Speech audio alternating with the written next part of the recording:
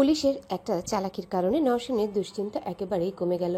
Police সাবের এবং হাসু মিয়াকে দিয়ে জোর করে ফোন করিয়েছে নওশিনকে। তারা দুজনেই আশ্বাস দিয়ে বলেছে, ওরাকে নিয়ে বর্ডারের কাছাকাছি পৌঁছে গেছি। আমরা পুলিশের দোয়াছোঁয়ার বাইরে। কথাগুলো শুনে যেন স্বস্তির নিঃশ্বাস ফেলল নওশিন। বুকের উপর থেকে বিশাল এক পাথর নেমে গেছে। আজ সারাটা দিন তার কেটেছে দুশ্চিন্তার মাঝে। ওরাকে নিয়ে পালাচ্ছে সাবের, অথচ এদিকে দুশ্চিন্তায় অস্থির হয়ে ব্লাড প্রেশার বাড়াচ্ছে নওশিন। অবশেষে মিলল মুক্তি। অবশেষে আপদ বিদায় নিয়েছে আশাদের জীবন থেকে। আপাতত স্বস্তির নিঃশ্বাস ফেললেও বড় একটা কাজ এখনো বাকি রয়ে গেছে। সেটা হলো আশাদের জীবনে নওশিনের প্রত্যাবর্তন। যে কোনো মূল্যেই হোক আশাদের জীবনে তার জায়গাটা আবার ফিরে পেতেই হবে। সারা দেশ অবাক হয়ে দেখবে নওশিন হকের রিএন্ট্রি। সেসব নিয়ে এখন মাথা না ঘামালেও চলবে। যথাসময়ে উপযুক্ত প্ল্যান প্রয়োগ করা হবে। ঘড়িতে প্রায় রাত 2টো। আশেপাশে শুনশান নীরবতা। এই বাড়িটা জনমানব থেকে কিছুটা দূরে নির্জনতার মাঝে তৈরি করেছিল আরশাদ। সেজন্যই নওশিনের কোনো প্রতিবেশী নেই। সে কারণে এই গভীর রাতে লাউড স্পিকারে গান বাজাতে বিন্দুমাত্র দ্বিধাবোধ করল না নওশিন। যদিও পাশের ঘরে কথা ঘুমোচ্ছে, তবে তাতে কোনো অসুবিধা নেই। কথার ঘুম তার বাবার মতোই গাঢ়। গানটা তার এবং আরশাদের প্রথম সিনেমা আয়নার। উফ, কবে যে আরশাদের সঙ্গে তার নতুন সিনেমা আসবে, আর কবে যে সেই সিনেমার গান ঠিক এভাবে লাউড স্পিকারে শুনতে পারবে নওশিন। তার যেন তর্স হয়েছে না। বসার ঘরের ইজি চেয়ারে গা এলিয়ে দিল নওশিন। আজ তার জীবনের অন্যতম সেরা একটা দিন। নিজেকে বিরাট বিজয়ী বলে মনে হচ্ছে। বিজয়ের হাসি হেসে নওশিন চোখ বুজে পড়ে রইল ইজি চেয়ারে। আচমকে একটা শব্দে চমকে উঠল নওশিন। শব্দটা কলিং বেলের। এ বাড়িতে সাধারণত সন্ধ্যার পর কলিং বেল বাজে না। কাজের লোক, কথার টিচার, এরা সবাই এর আগে বিদায় নেয়। যেখানে সন্ধ্যার পরই কলিং বেল বাজে না, সেখানে রাত 2টোর সময় কলিং বেল বাজা অসম্ভব, অস্বাভাবিক ব্যাপার। এই রাতে কে এলো আবার? স্পিকারের গানটা বন্ধ করলো নওশিন। ছোট ছোট পা ফেলে এগিয়ে গেল দরজার দিকে। ডাকাত টাকাত পড়ল নাকি? না, তা তো হবার নয়। মূল দরজায় সার্বক্ষণিক 2জন সিকিউরিটি গার্ড থাকে। তাহলে কে এলো এখন? লুকিং গ্লাসে চোখ রাখতেই আরেক দফা চমকে উঠল নওশিন। দরজার ওপাশে দাঁড়িয়ে আছে আরশাদ। যে আরশাদ ডিভোর্সের পর এ বাড়িতে পা পর্যন্ত রাখেনি, সেই আরশাদ কলিং বেল বাজাচ্ছে। আরেকবার লুকিং গ্লাসে চোখ রাখলো নওশিন। সে ঠিক দেখছে তো? কলিং বেল আবারও বেজে উঠল। নওশিন আর দেরি না করে খুলে দিল দরজাটা। আরশাদকে দেখে অত্যন্ত স্বাভাবিক বলে মনে হচ্ছে। কাল ফোনে যে ঝাঁজ নিয়ে আরশাদ কথা বলল, তার লেশমাত্র ফুটে উঠছে না তার মুখভঙ্গিতে। সাদা শার্ট, পরিপাটি চুল আর ঠোঁটের কোণে লেগে থাকা সূক্ষ্ম হাসির রেখায় তাকে খুবই শান্ত বলে মনে হচ্ছে। নওশিন বুঝতে চেষ্টা করছে আরশাদের এখানে আসার পেছনে উদ্দেশ্য কি। সে কি নওশিনকে হুমকি টুমকি দিতে এসেছে? ওরাকে খুঁজে পাওয়া না গেলে নওশিনের খবর করে দিবে, এরকম কিছু? নওশিন গলার স্বর যথাসম্ভব স্বাভাবিক রাখার চেষ্টা করে বলল, তুমি এত রাতে? আরশাদ সোজাসাপটা জবাব দিয়ে বলল, কেন আসতে পারি না? নওশিন জোরপূর্বক ছোটে হাসির রেখা টেনে বলল, অবশ্যই, এসো ভেতরে এসো। আরশাদ বাড়ির ভেতরে ঢুকতে ঢুকতে হেয়ালি স্বরে বলল, আমি আশায় ঘাবড়ে গেলে নাকি? নওশিন আসলে ঘাবড়ে গেলেও তা চেপে রেখে বলল, ঘাবড়াবো কেন? অবাক হচ্ছি, তুমি তো কখনো আসো না এখানে। এতদিন পর্যন্ত পড়িনি, আসিনি, আজ পর্যন্ত পড়েছে। কি প্রয়োজন? বলো বলো, এত তাড়াহুড়ো কি আছে? আরশাদের এই হেয়ালি মোটেও ভালো ঠেকছে না নওশিনের কাছে। এই আকস্মিক আগমনের পেছনের উদ্দেশ্যটা কি কে জানে। অরার নিখোঁজের পর থেকে আরশাদ তো তেমন উদ্ভ্রান্তের মতো হয়ে গেছিল। নওশিন টিভিতে দেখেছে একরাশ দুশ্চিন্তা নিয়ে এসে পুলিশ স্টেশনে ঢুকছে। কাল যখন ফোনে কথা হলো, তখনও আরশাদের কণ্ঠস্বরে মিশ্রিত ছিল হাজারো উদ্বেগ। অথচ আজ সেই উদ্বেগের ছিটেফোঁটাও প্রকাশ পাচ্ছে না। কি হচ্ছে এসব? আরশাদ বসার ঘরের চারিদিকে চোখ বুলাতে বুলাতে বলল, কথা ঘুমিয়ে পড়েছে? হ্যাঁ। ভালোই হলো, নির্বিঘ্নে কথা বলতে পারবো তোমার সাথে। কি কথা? তুমি এত ব্যস্ত হচ্ছ কেন? আরশাদ নিশ্চিন্ত ভঙ্গিতে বসার ঘরটা ঘুরে ঘুরে দেখছে। আর ওদিকে চিন্তায় অস্থির হয়ে যাচ্ছে নওশিন। এটাও কি আরশাদের নতুন কোনো চাল? তা তো অবশ্যই। যে মানুষটা তাকে সহ্য করতে পারে না, তার তো আচমকা বাড়িতে এসে কোনো স্বাভাবিক আচরণ করার কথা নয়। আরশাদ বলল, কতদিন পর এলাম এই বাড়িতে, ডেকোরেশনটি কি পাল্টে ফেলেছো? হ্যাঁ, এবছরই। সব ডিজাইন নিশ্চয়ই তোমার? হুম। আরশাদ মুগ্ধ গলায় বলল, আমি তোমাকে সাহায্য করতে পারি না ঠিকই, কিন্তু এটা সত্যি অস্বীকার করার উপায় নেই।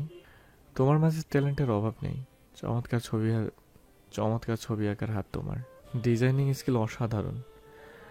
আর অভিনয়ের কথা বাদেই দিলাম, তোমার মতো গুণী অভিনেত্রী এই দেশে খুব কম পেয়েছে। নওশিন চুপ করে রইল। প্রশংসায় বিগলিত বলে তাকে মনে হচ্ছে না। তার চোখ মুখে একরাশ প্রশ্ন ঘোরাফেরা করছে। বারবার নিজেকে প্রশ্ন করছে। আজ রাতের এখানে আসার উদ্দেশ্য কি?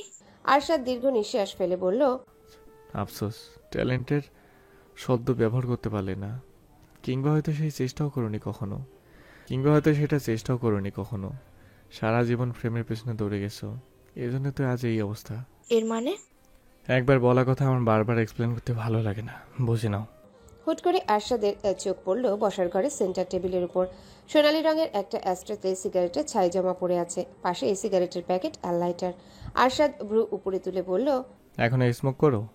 নওশীন লজ্জিত ভঙ্গিতে বলল, সময় না, মাঝে মাঝে। তুমি তো জানো সাদ, নার্ভ ঠিক রাখার জন্য আমার এই জিনিসের প্রয়োজন পড়ে। সেটা জানি, সিগারেট খাওয়া দোষের কিছুই না। আমিও তো অনবরত সিগারেট খাই, তাই বলে সবাই সিগারেট খাবে? মেয়েটা কি শিখবে তোমার কাছ থেকে? মেয়েটা কি শিখবে তোমার কাছ থেকে? নওশীন এর সত্যের মতো করে মিথ্যা বলল। আমি কথার সামনে স্মোক করি না তো, ও স্কুলে গেলে করি। আরশাদ মৃদু মাথা নেড়ে সোফায় বসলো। তার বসার ভঙ্গিতে কোনো তাড়াহুড়ো নেই, শান্ত দৃষ্টি নিক্ষেপ করে যাচ্ছে নওশীন ও তার দেখা দেখি আরশাদের মুখোমুখি থাকা সোফাটায় বসলো। আচ্ছা, এমন কি হতে পারে ওরা কিডন্যাপ হয়েছে, তাকে কোনো ক্রমেই খুঁজে পাওয়া যাচ্ছে না, সেজন্য আরশাদ এখানে এসেছে নওশীনকে তার জীবনে ফিরিয়ে নিতে? নিজের উপর নিজেই বিরক্ত হয়ে উঠল নওশীন। এসব বোকামি চিন্তাভাবনা কি করে আসছে তার মাথায়? আরশাদ হালকা গলায় বলল, তারপর তোমার প্রেম কেমন চলছে? নওশীন হকচকিয়ে গিয়ে বলল, প্রেম? কিসের প্রেম? এসব তুমি কি বলছো সাদ? কেন, তোমার খালাতো ভাইয়ের সঙ্গে। উফ, এই লোকটার নামেই আমি বারবার ভুলে যাই, কি যেন নাম? নওশীন ক্ষীণ গলায় বলল, কবির? রাইট, কবির। নওশীন আহত গলায় বলল, তোমার মনে হচ্ছে এখনো আমি ওর সঙ্গে প্রেম করে বেড়াচ্ছি? আরশাদ অবাক হবার ভান করে বলল, বেরাচ্ছ না? না সাদ, ওসব তো সে কবেই শেষ।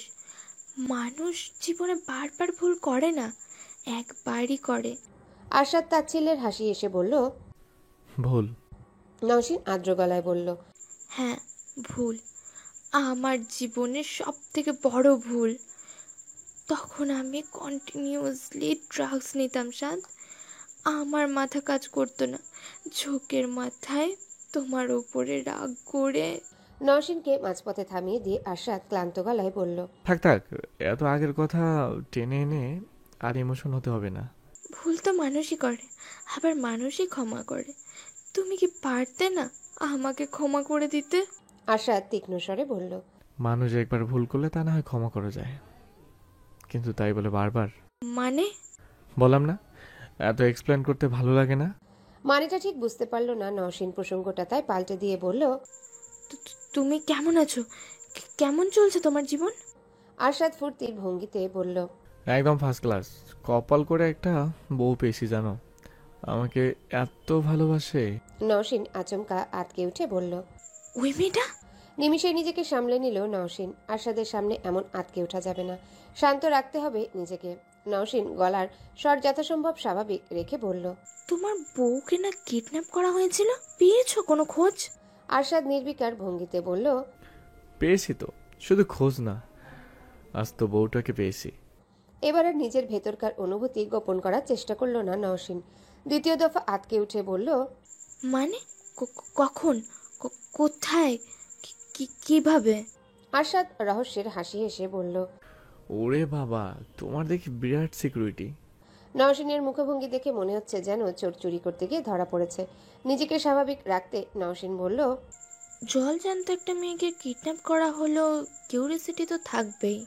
আরশাদ বাঁকা হাসি হেসে বলল, কখন এবং কিভাবে উত্তর না জানলেও কোথায় উত্তর নিশ্চয়ই তুমি জানো।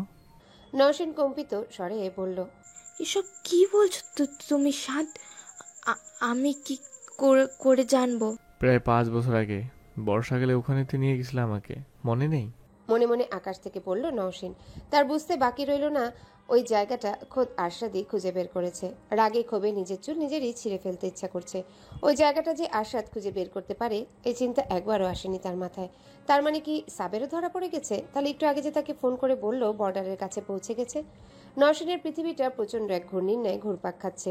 এসব কি হচ্ছে তার সঙ্গে? মনে মনে ব্যস্ত হয়ে উঠল মোবাইলের কাছে যাওয়ার জন্য, সাবেরকে কল করার জন্য, কিন্তু আরশাদ সামনে থাকার কারণে তা সম্ভব হলো না। পাথরের মতো জমে রইল নওশীন। এক পর্যায়ে মনে হলো হাল ছেড়ে দিলে চলবে না, যে কোনো পর্যায়ে হোক তাকে শেষ পর্যন্ত অভিনয় করে যেতে হবে। নওশিন চিন্তিত ভঙ্গিতে বলল, আমি কিছুই বুঝতে পারছি না। থাক নৌশিন, এত কষ্ট করে আর অভিনয় করতে হবে না। নার্ভাস থাকলে তুমি এমনিতেই ভালো অভিনয় করতে পারো না। তোমার কোথাও ভুল হচ্ছে সাদ। আমি কেন এই কিডন্যাপিং এর সাথে জড়িত থাকতে যাব? আরশাদ থমথমে গলায় বলল। আমি কি একবার বলেছি তুমি জড়িত? আরেক দফা ঘাবড়ে গেল নওশিন। ঝোঁকের মাথায় বারবার ভুল করছে সে। আরশাদ পকেট থেকে নিজের মোবাইলটা বের করলো। খানিকক্ষণ ঘাটাঘাটি করে একটা অডিও প্লে করে দিয়ে বলল, দেখো তো কথাগুলো চেনা চেনা লাগছে কিনা। আরশাদের ফোনে বেজে উঠল একটা কল রেকর্ড। নওশিনের কণ্ঠে শোনা গেল, পুলিশ তোমাদের খুব কাছাকাছি চলে এসছে। একবার ধরা পড়ে গেলে কি হবে বুঝতে পারছো? সাদ ওই মেয়েটাকে পেয়েই যাবে, সাথে তোমাকেও জেলে যেতে হবে। সাবের ভয়ার্ত গলায় বলল, আমাকে জেলে যেতে হবে কেন? এসব প্ল্যান তো আপনার। পুলিশ তোমার কথা বিশ্বাস করবে কেন? নওশিন বিস্ময়ের চূড়ান্ত শিখরে পৌঁছে গেল। এই কল রেকর্ড কি করে পৌঁছালো আরশাদের হাতে? সে তো ভিন্ন একটা সিম থেকে কথা বলেছিল সাবেরের সঙ্গে। ধরা পড়ে যাওয়া সত্ত্বেও আত্মরক্ষার চেষ্টায় কোনো কমতি রইল না নওশিনের। তৎক্ষণাৎ বলে উঠল, এটা আমার ভয়েস না সাদ, কেউ আমার ভয়েস কল নকল করেছে। আরশাদ ঘৃণা ভরা চোখে বলল, আর কত মিথ্যা বলবে নৌশিন? মিথ্যা বলতে বলতে তো বিষিয়ে ফেলেছো নিজেকে। নওশিন চুপ করে রইল। এসব কি হয়ে গেল? তার চোখের সামনে তার সাজানো পারফেক্ট প্ল্যান তছনছ করে ভেঙে পড়ছে। আরশাদ দাঁতে দাঁত চেপে বলল, তুমি যে নিকৃষ্ট আমি জানতাম, তবে এত নিকৃষ্ট এটা আমার জানা ছিল না। টাকা খাইয়ে আমার বউকে অন্য একটা ছেলের হাতে তুলে দিতে চাইছিলে তুমি। কোন সাহসে? তোমার ধারণা আমি তোমাকে ক্ষমা করিনি? ক্ষমা করেছি বলি তো এতদিন সম্মান করে সমাজে বেঁচেছিলে। আমি তো চাইলেই পারতাম তোমার সব কুকৃতি মিডিয়া ফাঁস করে দিতে, তোমার আসল মুখোশটা টেনে ছিঁড়ে ফেলতে। আমি তোমাকে ক্ষমা করে দিয়েছিলাম আর সন্তানের মা হিসেবে সম্মান করেছিলাম, তাই এখনো সেসব কথা কেউ জানে না। নওশিন নিশ্চুপ হয়ে শুনে গেল আরশাদের কথা। তার কাছে আর বলার মতো কোনো কথাই বাকি নেই। আরশাদ আবারও বলল, কিন্তু আর কতদিন? আফটার অল আমার সন্তানের মা হলেও তুমি একজন নোংরা মনের মানুষ। আচমকা উঠে দাঁড়ালো আরশাদ। পা বাড়ালো ভেতরের ঘরের দিকে। নওশিন আতকে উঠে দাঁড়াতে দাঁড়াতে বলল, সাদ, কোথায় যাচ্ছ তুমি? আরশাদ হাঁটতে হাঁটতে নির্বিকার ভঙ্গিতে বলল। কথার কাছে। নওশিন এবার বুঝতে পারছে আরশাদের এখানে আগমনের পেছনের উদ্দেশ্য কি। কথাকে তার কাছ থেকে নিয়ে যাওয়া। তবে তা কি করে হতে পারে? মেয়েকে ছাড়া কি করে থাকবে সে? না সাদ, তুমি আমার কাছ থেকে আমার মেয়েকে আলাদা করে নিতে পারো না। আরশাদ তাচ্ছিল্যের স্বরে বলল, তোমার কি ধারণা সব কিছু জেনে বুঝে আমি আমার মেয়েকে তোমার মতো জঘন্য একটা মানুষের কাছে থাকতে দিব? এক সেকেন্ডের জন্যও না। নওশিন মিনতির স্বরে বলল, সাদ প্লিজ, আমি যেমনই হয় না কেন কথাকে আমি নিজের থেকেও বেশি ভালোবাসি। কথার ঘরে ঢুকে পড়ল আরশাদ। নওশিন দাঁড়িয়ে আছে দরজার কাছে। আতঙ্কে তার হাত পা রীতিমতো কাঁপছে। কথা গুটিসুটি মেরে বিছানায় ঘুমাচ্ছে। অন্ধকার ভয় পায় বলে রাতে সবসময় তার ঘরে ডিম লাইটের আলো জ্বলে। আজও তার ব্যতিক্রম হয়নি। আরশাদ মেয়ের গায়ে হালকা ধাক্কা দিয়ে বলল, মা, মা ওঠো। খানিকক্ষণ ডাকাডাকির পর অবশেষে ঘুম ভাঙল কথার। চোখ দুটো কচলে আরশাদের দিকে তাকিয়ে বিস্মিত স্বরে বলল, বাবা তুমি? আরশাদ প্রচ্ছন্ন হাসি এসে বলল, হ্যাঁ, তোমাকে নিতে এসেছি। কতদিন বাবার কাছে যাও না? তুমি ভুলে গেছো আমার এক্সাম চলছিল তো। তাই তো, এখন এক্সাম শেষ। কথা বাবার কোলে উঠে বসে বলল, হ্যাঁ, কালকে শেষ হয়েছে। তাহলে এখনই আমরা যাব, ঠিক আছে? ঠিক আছে। তুই প্যাকিং শুরু করে দে, আমি এখনই এসে হেল্প করছি। আর শোন, তুই সবসময় বলিস না এবারে বাবার কাছে থেকে যাবি আর এখানে ফিরে আসবি না? বলি তো। এবার কিন্তু সত্যি সত্যি বাবার কাছে থেকে যেতে হবে। কথা কৌতূহলী গলায় বলল।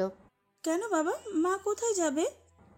আরশাদ মেয়ের কপালে চুমু দিয়ে বলল, মা বেরোতে যাবে লম্বা একটা ভ্যাকেশনে।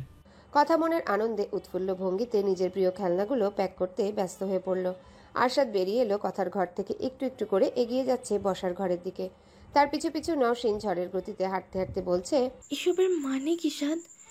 তুমি কি বললে কথাকে? আমি বেড়াতে যাব মানে? প্রশ্নটার জবাব আরশাদ দিল না। বাড়ির মূল দরজাটা খুলে দিল। সঙ্গে সঙ্গে নওশিন দেখতে পেল পুলিশ ফোর্স নিয়ে দাঁড়িয়ে আছে। পাথরের ন্যায় জমে গেল নওশিন। বারবার কিছু একটা বলার চেষ্টা করছে, তবে পারছে না। পুলিশ অফিসার গম্ভীর স্বরে বললেন, Nausin Hawk, you are under arrest. Nowshin অবাক চোখে একবার দেখছে আরশাদকে, আরেকবার অফিসারকে। পুলিশ অফিসার আবারও বললেন, আফরোজা আরারের অপহরণের মূল পরিকল্পনা করার অভিযোগে আপনাকে গ্রেফতার করা হচ্ছে।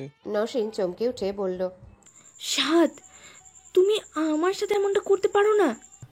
কেন পারি না? নওশিন চোখে জল ফেলে বলল, কারণ আমি তোমাকে ভালোবাসি। আরশাদ সঙ্গে সঙ্গে বলল, আর আমি তোমাকে ঘৃণা করি। এই পৃথিবীর সবথেকে জোরালো অনুভূতি ভালোবাসা নয়, ঘৃণা। ধপ করে সোফার উপর বসে পড়ল নওশিন। তার চোখ বেয়ে অনবরত জল পড়ছে। এটা কি করলো সে? নওশিন ভেবেছিল সে যত বড় অপরাধী করুক না কেন, সন্তানের মা হবার সুবাদে আরশাদ ঠিকই বাঁচিয়ে নেবে তাকে। সেই আরশাদই শেষমেশ তাকে ধরিয়ে দিচ্ছে। আরশাদ ক্রুদ্ধ স্বরে বলল, আমার থেকে ভালো করে তোমাকে কেউ চেনে না নৌসিন। ভালোবাসা টালবাসা কিছুই না। আমার কাঁধের উপর ভর করে নিজের কেরিয়ার বাঁচাবে তাই বলে এত বড় প্ল্যানিং করলে, তাই না? নওশিন শূন্য দৃষ্টিতে তাকিয়ে রইল। আরশাদের বলা প্রতিটা শব্দ সত্যি, তবুও তা স্বীকার করে নিতে অস্বস্তি হচ্ছে তার। আরশাদ আবারও বলল, আমার উপর নির্ভর না করে যদি আজ নিজের ট্যালেন্টের উপর নির্ভর করতে, তাহলে সত্যিই তোমার কেরিয়ার ঘুরে দাঁড়াতো। কিন্তু তোমার মাথায় তো আর পেঁয়াজ ছাড়া কিছুই কাজ করে না। নিজের খারাপ রূপটা সামনে এনেছো। যতক্ষণ পুলিশের ভ্যান তোমাকে থানায় নিয়ে না যাবে ততক্ষণে পুরো ইন্টারনেটে ছড়িয়ে যাবে তোমার আর ওই কবিরের ইন্টিমেটের ছবি। সবাই দেখবে আর তোমার উপরে ঘৃণার বর্ষণ করবে। নওশিন অবিশ্বাসের চোখে আরশাদের দিকে তাকিয়ে বলল, এত কিছু শুধুমাত্র ওই একটা মেয়ের জন্য? না, আমি নিজের জন্য তোমাকে তোমাকে সম্মানের সঙ্গে বাঁচিয়ে রাখতে গিয়ে নিজে বারবার অপমানের শিকার হয়েছি। মানুষ তোমার বদলে আমাকে চৌত্রিশ ডেকেছে, মুখ বুঝে সহ্য করেছি, বারবার ডিপ্রেশনে পড়েছি। আর কত? তুমি সীমা লঙ্ঘন করছো না? এবার তো আমাকে সীমা লঙ্ঘন করতে হবে। আরশাদ সূক্ষ্ম হাসি হেসে বলল, পুলিশ এগিয়ে এসেছে নওশিনের হাতে হ্যান্ডকাপ পরাতে। নওশিন উঠে দাঁড়ালো মনের অনিচ্ছায়। আরশাদ হালকা গলায় বলল, যাই, কথার অনেক প্যাকিং বাকি। Have a safe journey. একটার পর একটা অভিযোগ এসেই যাচ্ছে নওশিনের বিরুদ্ধে। আরশাদের করা অপহরণের মামলার ভিত্তিতে তার নামে ওয়ারেন্ট ইস্যু করা হয়। তবে গ্রেপ্তারের সঙ্গে সঙ্গে পুলিশ তার বিরুদ্ধে আরও একটা মামলা করে। তল্লাশির সময় তার বাড়ি থেকে পাওয়া যায় কয়েক গ্রাম মাদকদ্রব্য। পরিমাণ অল্প হলেও মাদক মামলা কঠিন জিনিস। এত সবের পর আচমকা কোথা থেকে যেন উদয় হয়েছে কবির। আজ সকালে সে নওশিনের নামে আরেকটি মামলা করে, গর্ভপাতের মামলা। বাংলাদেশে গর্ভপাত আইনত দণ্ডনীয় অপরাধ। এত সব অপরাধের ভিড়ে সাধারণ জনগণ বড় করে দেখছে ওই একটা অপরাধকে, সুপারস্টার আরশাদকে চিট করার অপরাধ। ইন্টারনেটে ভেসে বেড়াচ্ছে নওশিন এবং কবিরের ওই ঘনিষ্ঠ ছবিগুলো। লোকে দেখছে আর ছিছি করছে। ইন্টারনেট আজ উত্তপ্ত এই একটি খবরে। ঠিক বেলা 12টায় কোর্টে তোলা হবে নওশিনকে। পুলিশ 7 দিনের রিমান্ডের আবেদন করবে। ওদিকে নওশিনের আইনজীবীও জামিনের আবেদন করবে। তবে সমস্যা হচ্ছে আইনজীবীর গাড়ি কোর্টের কাছে পৌঁছাতে পারছে না। উৎসুক জনতা তাকে কিছুতেই কোর্টে যেতে দেবে না। রাগে ক্ষোভে ফেটে পড়ছে সকলে। এমন একটা ভাব যেন নওশিনের পক্ষে দাঁড়ানোতে ওই আইনজীবীকেও তারা গিলে খাবে। পুলিশ ব্যস্ত ভঙ্গিতে ভিড় সরাতে ব্যস্ত। কোর্টের সামনে হাজারো মানুষের ভিড়, কেউ এসেছে একা, আবার কেউ দল বেঁধে। একে তো সেলিব্রিটি গ্রেফতার করা হয়েছে, তার উপর আবার এই কেসের সঙ্গে জড়িত আরশাদ হক। মানুষের আগ্রহের যেন কোনো কমতি নেই। টিভি চ্যানেলগুলো এখানকার অবস্থা সরাসরি সম্প্রচার করছে। কয়েকজন তরুণী মেয়ে দল বেঁধে এসেছে দেখেই বোঝা যাচ্ছে এরা আরশাদের বিরাট ভক্ত। নওশিনের প্রতি ক্ষোভ ঝাড়তেই তাদের এখানে আসা। একটা মেয়ে তেজি ভঙ্গিতে ক্যামেরার সামনে বলল। তরুণীর তেজে ঘাবড়ে গিয়ে সাংবাদিক বলল, নওশিন হকের প্রতি আপনারা তো রাগ কেন? মেয়েটি আবারও তেজে আগুনের ন্যায় জ্বলে উঠে বলল। পেছন থেকে আরেকটা মেয়ে একই ভঙ্গিতে বলল, এই মহিলাকে মেন্টাল অ্যাসাইলামে পাঠানো উচিত। বিভিন্ন টিভি চ্যানেল এমন অনেকেরই ইন্টারভিউ নিচ্ছে, অথচ একটা মানুষও পাওয়া গেল না যে কিনা নওশিনের পক্ষে। অবশ্য নিজের পক্ষে কাউকে পাওয়ার মতো কাজ সে করেনি। প্রতিটা মানুষ আজ ঘৃণা ছড়াচ্ছে তার প্রতি। নিজের দোষে এমন পরিণতির শিকার সে। হঠাৎ সব ক্যামেরাগুলো ঘুরে গেল কোর্টের মূল দরজার দিকে। গাঢ় নীল রঙের পুলিশ ভ্যান এসে থেমেছে। হাতে হ্যান্ডকাপ পরা নওশিনকে বের করে আনা হচ্ছে। তাকে দেখে জনতার রাগ যেন দ্বিগুণ বেড়ে গেল। একদল পুলিশ সামনে ভিড় সরাতে ব্যস্ত। পুলিশ জায়গা ফাঁকা করে দিচ্ছে আর কয়েকজন মহিলা পুলিশ তাকে কোর্টের দিকে নিয়ে যাচ্ছে। হঠাৎ কোথা থেকে যেন একটা প্লাস্টিকের স্যান্ডেল উড়ে এসে নওশিনের গায়ে লাগলো। হকচকিয়ে চোখ তুলে তাকালো সে। কিছু বুঝে ওঠার আগেই পরপর আরো কয়েকটা স্যান্ডেল তার গায়ে লাগলো। পুলিশ দ্রুতগতিতে কোর্টের দিকে আগাচ্ছে। নওশিন অবাক চোখে তাকিয়ে আছে চারিদিকে জমে থাকা জনগণের ভিড়ে। এই সবগুলো মানুষ তাকে এতটা ঘৃণা করে। পুরো দৃশ্যটা টিভিতে লাইভ দেখলো ওরা। ঘুম ভাঙতে সে আটকে ওঠে। কয়েক মুহূর্তের জন্য মনে হচ্ছিল এখনও সে বন্দী হয়ে আছে সাবেরের কাছে। যখন উপলব্ধি হলো সে আর বন্দী নেই, নিরাপদে আছে নিজের বাড়িতে, তখনই ভয়টা কেটে গেল। তবে তার তৃষ্ণার্ত চোখ দুটো ব্যস্ত হয়ে খুঁজতে লাগলো আরশাদকে। তাকে আশেপাশে কোথাও খুঁজে না পেয়ে নিচে নেমে আসে ওরা। বসার ঘরের টিভিতে কে যেন আগে থেকে নিউজ ছেড়ে রেখেছিল। টিভির দিকে চোখ পড়তে স্তম্ভের ন্যায় দাঁড়িয়ে যায় ওরা। নওশিনকে লক্ষ্য করে ক্ষিপ্ত জনগণ স্যান্ডেল ছুঁড়ে মারছে। এই দৃশ্য দেখে তার বুকটা হু হু করে কেঁপে উঠল। যদিও অরার মনে তার জন্য ঘৃণা জমা উচিত। এই নওশিনের কারণেই তার জীবনের সব থেকে বাজে দুটো দিন এসেছিল। ওই দুটো দিনে বারবার সে মুক্তির জন্য আকুতি করছে। বারবার তার মনে সংশয় জাগছিল আর কোনোদিন আরশাদের কাছে ফিরে আসতে পারবে কিনা। সবটাই নওশিনের কারণে। সাবেরের কাছে বন্দি থাকা অবস্থায় ওরা যখন জানতে পেরেছিল এসবের পিছনে নওশিন রয়েছে, তখনও ঘৃণায় তার মনটা বিষিয়ে উঠেছিল। তবে আজ এই দৃশ্যটা দেখে তার মনে মায়া জাগলো। আহারে, কি অনিন্দ সুন্দর চেহারা মানুষটার, কি মিষ্টি ব্যবহার, কেন যে তাকেই এমন নোংরা মনের অধিকারী হতে হলো। হঠাৎ ওরা অনুভব করলো কেউ একজন পিছন থেকে জড়িয়ে ধরেছে তাকে। সে কেউ একজনটা যে আরশাদ তাতে বিন্দুমাত্র সন্দেহ নেই। মৃদু কেঁপে উঠল ওরা। আরশাদের সূক্ষ্ম থেকে সূক্ষ্মতর স্পর্শে যেন নিজেকে হারিয়ে ফেলে সে। বহু কষ্টে নিজেকে সামলে ওরা মলিন কণ্ঠে বলল, এসবের কি দরকার ছিল? আরশাদের বুঝতে মোটেও অসুবিধা হলো না ওরা কোন দিকে ইঙ্গিত করছে। তাদের সামনে টিভিতেই নওশিনের কেসটা লাইভ সম্প্রচার করা হচ্ছে। একজন সাংবাদিক মাইক হাতে ক্যামেরার সামনে পরিস্থিতির সর্বশেষ বর্ণনা করছে। আরশাদ স্বাভাবিক গলায় বলল, এই কথাই তুমি বলেছ। আমি তো ভেবেছিলাম তুমি চাও ওর একটা শাস্তি হোক। চাই তাই বলে এত বড় শাস্তি? যত বড় অপরাধ তত বড় শাস্তি তো পেতেই হবে ওরা। পুরনো কথাগুলো ফাঁস করে দিয়েছেন? আরশাদ দীর্ঘ নিঃশ্বাস ফেলে বলল, আজ আমরা অনেক হালকা লাগছে ওরা। ওই কথাগুলো এতদিন নিজের মধ্যে লুকিয়ে রেখেছি আর মানুষের কটাক্ষের শিকার হয়েছে। আর কত? আমি জানতাম এই দিনটা আসবে, প্রকৃত সত্যিটা সবাই জানবে। হঠাৎ ওরা কি যেন মনে করে বলল, হ্যালো বন্ধুরা, পরবর্তী পার্ট খুব তাড়াতাড়ি আসবে, তো সবাই অপেক্ষায় থাকো। আর চ্যানেলটি যারা এখনো সাবস্ক্রাইব করোনি তারা পরবর্তী পার্ট দেখার জন্য চ্যানেলটি সাবস্ক্রাইব করে রেখো। ধন্যবাদ সবাইকে, আমাদের সাথেই থেকো।